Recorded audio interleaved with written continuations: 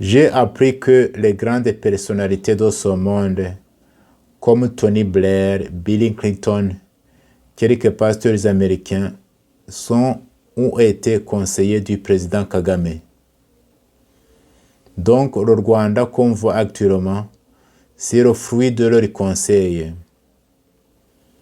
Est-ce qu'ils savent que l'économie du pays est à genoux? Savent-ils que chaque jour, les Rwandais sont tués par les agents de sécurité? Savent-ils que les frontières du pays sont fermées? S'ils ne le savaient pas, ce serait grave, parce qu'ils devraient le savoir. S'ils le savent, ce serait aussi grave, parce qu'ils ne devraient pas rester muets. Supposons qu'ils ne le savaient pas. Que font les Rwandais pour leur faire connaître la vraie situation au Rwanda? De leur boîte à lettres, ces conseillers devraient être obligés de lire la situation au Rwanda. Les paroissiens de ces pasteurs américains ou européens devraient savoir ce que leurs pasteurs disent à Kagame. L'électorat américain ou européen devrait savoir ce que leurs élus conseillent à Kagame et quel type de business ils font avec lui.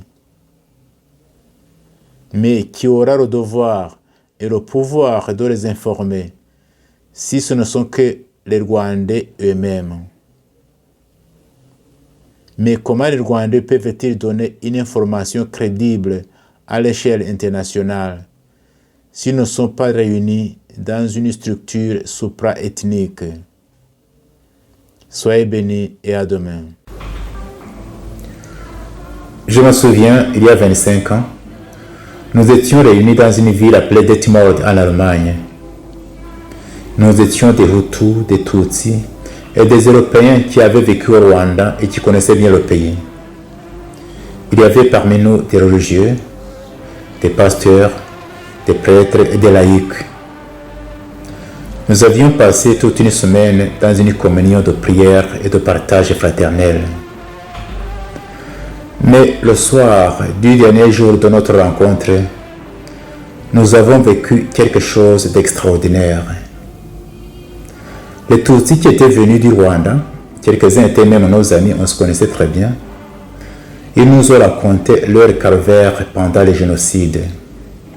Mais ils disaient tout cela dans un ton fraternel, sans haine ni rancune.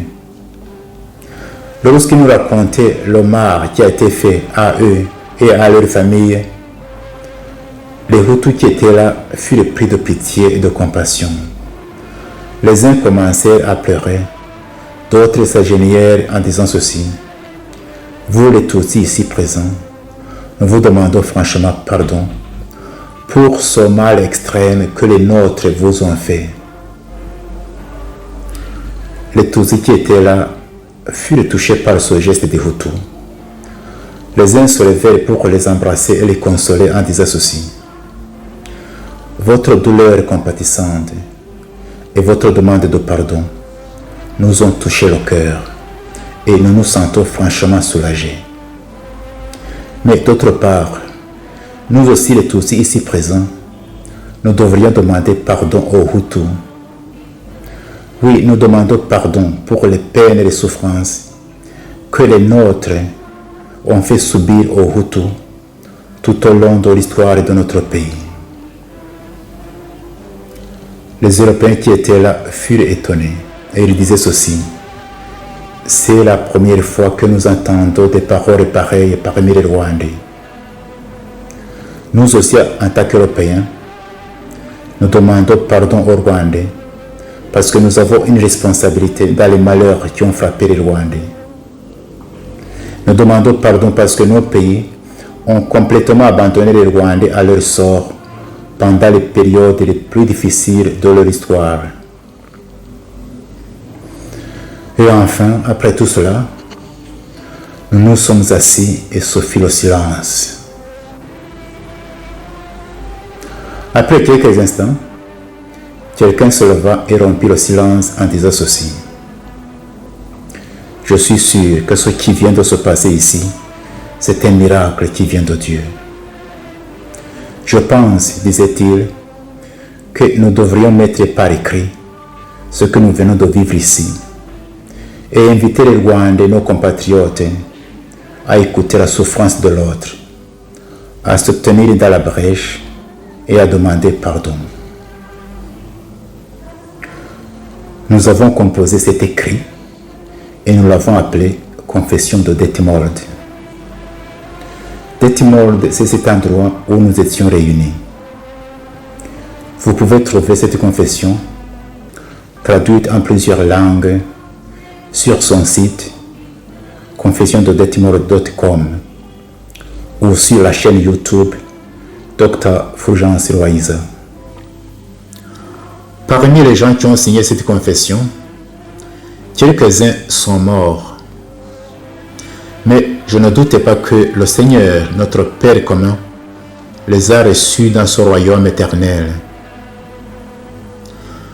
À sa publication, c'est-à-dire à la fin de l'année 1996, cette confession a été différemment accueillie et appréciée. Tandis que beaucoup l'appréciaient hautement et disaient que c'était le seul chemin que les Rwandais devraient emprunter pour arriver à la vraie réconciliation, d'autres s'y opposaient carrément, et parmi ceux-ci on pouvait trouver quelques prêtres et pasteurs.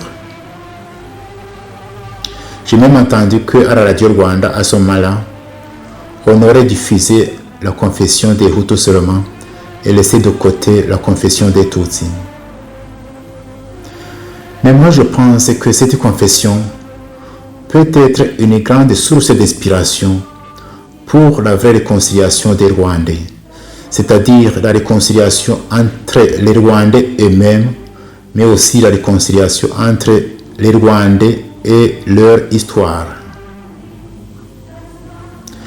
Et ainsi les aider à sortir de cette impasse d'accusations mutuelles devant les tragédies qui ont endeuillé les Rwandais.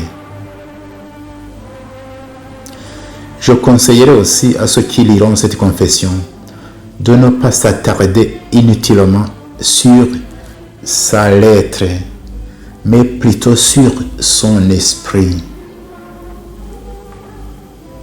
Il y a 3 leçons que nous pouvons tirer de cette confession.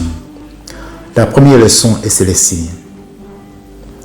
N'aie pas peur d'écouter la souffrance de l'autre et de la laisser pénétrer ton cœur. Deuxième leçon. N'aie pas peur d'exprimer tes propres souffrances, tes peines, tes peurs, mais alors sans haine ni rancune. Troisième leçon. N'aie pas peur de demander pardon à ce que tu as fait souffrir. Et si par hasard tu vis avec les victimes dont les bourreaux sont morts, et si d'autre part tu as des liens quelconques, réels ou perçus, proches ou lointains, avec ces bourreaux, n'aie pas peur de te tenir dans la brèche et de demander pardon. Comme ça, d'une façon presque miraculeuse, tu vas soigner beaucoup de blessures des Rwandais, des blessures du présent et du passé. Comme cette année, cette confession va célébrer son 25e anniversaire, je viendrai chaque jour tout au long de cette année sur cette chaîne pour voir voies et moyens de bâtir un Rwanda où il fait beau de vivre pour tous les enfants du Rwanda.